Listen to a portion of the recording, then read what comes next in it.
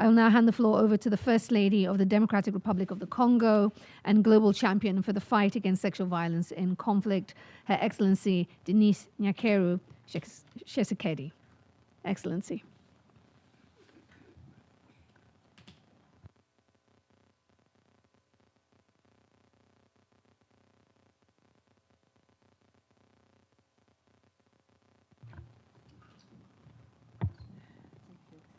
Excellences, Monsieur le Président de la République de Sierra Leone, Madame la représentante spéciale du secrétaire général des Nations Unies, ma sœur Fatima Mahada-Bio, la première dame de Sierra Leone, Mesdames et Messieurs, permettez-moi d'exprimer tout d'abord ma profonde reconnaissance pour l'opportunité qui m'est donnée de prendre part à cet événement parallèle de haut niveau consacré aux femmes et aux filles tombées enceintes à la suite des violences sexuelles commises en période de conflit et aux enfants nés de ces actes. Je rends hommage à son Excellence Julius Maada Bio, président de la République de Sierra Leone, et à ma sœur Fatima Maada Bio, première dame de Sierra Leone, dont l'engagement constant incarne l'espérance et la solidarité. J'adresse également mes remerciements à Madame Pramila Patten, dont le leadership nous inspire et nous rappelle que la dignité des victimes doit être au centre de nos priorités. Enfin, je salue la présence des survivantes et survivants qui, malgré leurs blessures indicibles, trouvent le courage de témoigner. Votre dignité est notre boussole. Mesdames et messieurs, la guerre a longtemps été menée sur le corps des femmes et des filles et dans son sillage. Elle laisse les enfants nés du viol, des enfants innocents, mais que la société condamne à double peine. Ces enfants portent déjà un lourd fardeau, le traumatisme de leur mère et la stigmatisation cruelle des communautés. On les appelle parfois enfants de l'ennemi, enfants du diable, alors qu'ils n'ont rien d'autre. Ils ne sont rien d'autre que des enfants de la vie, des enfants de la nation, des enfants de l'humanité. Leur crime, si je puis le dire, est de naître. Mais en réalité, leur naissance est un cri de vérité. La vérité de la brutalité de guerre et de notre responsabilité collective. Les grossesses forcées dans les zones de conflit sont à la base des taux de morbidité et mortalité maternelle plus élevés que la moyenne. Ce fléau menace et compromet sérieusement la vie et l'avenir de nombreuses filles et femmes à travers le monde. Elles se retrouvent humiliées, traumatisées, marginalisées. Le sens du devoir et l'exigence de franchise doivent nous amener à soutenir les femmes et les jeunes filles enceintes à la suite des viols, ainsi qu'à garantir la jouissance des droits reconnus aux enfants qui en sont nés. C'est pour cette raison que je souhaite ardemment que cet événement ne soit pas une rencontre ordinaire. J'en appelle à une responsabilité partagée pour faire de cet événement une occasion propice pour agir. Il s'agit d'agir collectivement en vue de définir les stratégies nécessaires qui mettent l'accent sur les droits, les besoins et le choix des survivants et survivantes tels que reflétés dans la dernière résolution du Conseil de sécurité sur ce sujet, la résolution 2467. Mesdames et messieurs, permettez-moi de m'arrêter un instant sur l'expérience de mon pays, la République démocratique du Congo, qui connaît cette douleur. Depuis plus de 30 ans, notre pays est meurtri par des violences sexuelles utilisées comme armes de guerre. Dans ce silence se cachent des milliers d'enfants nés de viols, longtemps invisibles, longtemps oubliés. Mais la RDC a décidé de ne plus détourner le regard.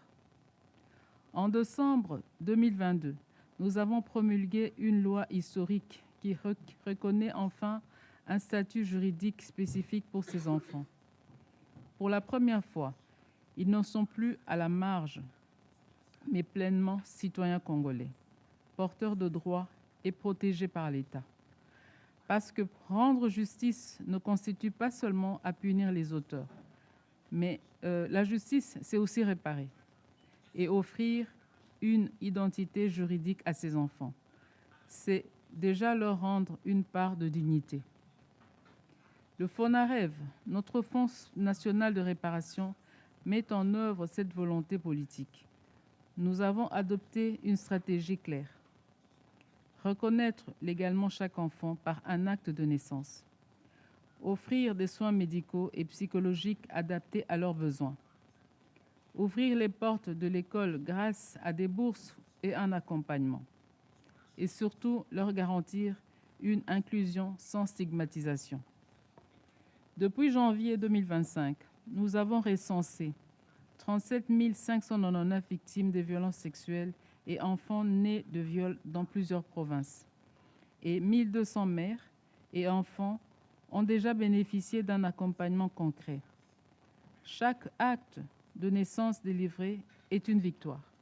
Chaque enfant reconnu, chaque mère accompagnée est une vie réparée, une dignité retrouvée.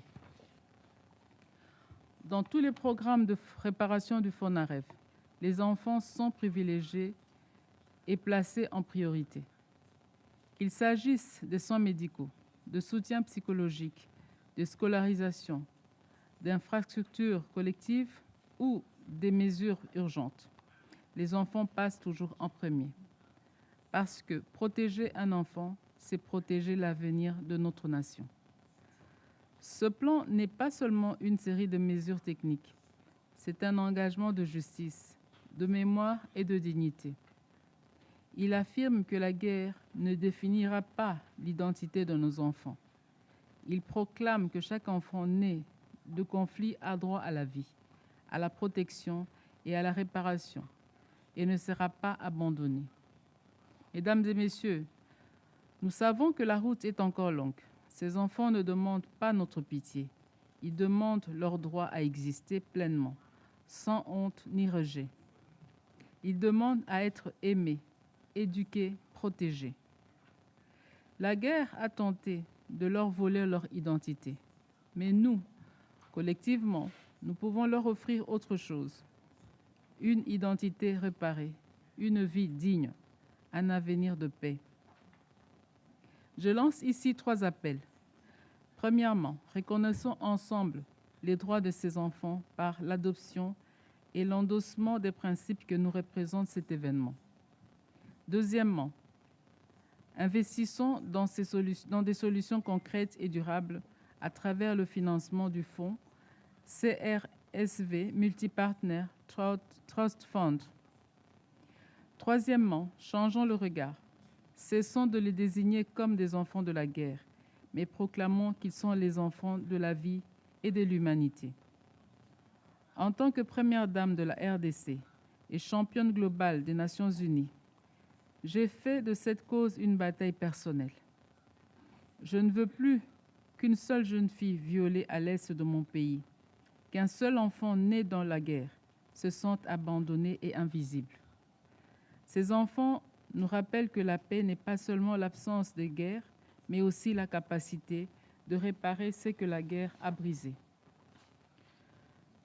Excellences, mesdames et messieurs, l'histoire jugera notre génération et non pas nos discours, mais à nos actes. Les survivantes et leurs enfants n'attendent plus de promesses. Ils attendent que nous brisions enfin le cycle du silence et de l'indifférence. Je rêve d'un avenir où chaque enfant né du viol sera d'abord vu comme un enfant, où chaque survivante retrouvera sa dignité et où la société saura les protéger et les aimer. Parce qu'aucun enfant ne choisit de naître dans la guerre. Mais nous, en tant qu'humanité, nous pouvons choisir de lui offrir la paix, la dignité et un avenir réparé. Ces enfants ne sont pas les enfants de l'ennemi. Ils sont nos enfants, les enfants de la vie, les enfants de l'humanité. Je vous remercie.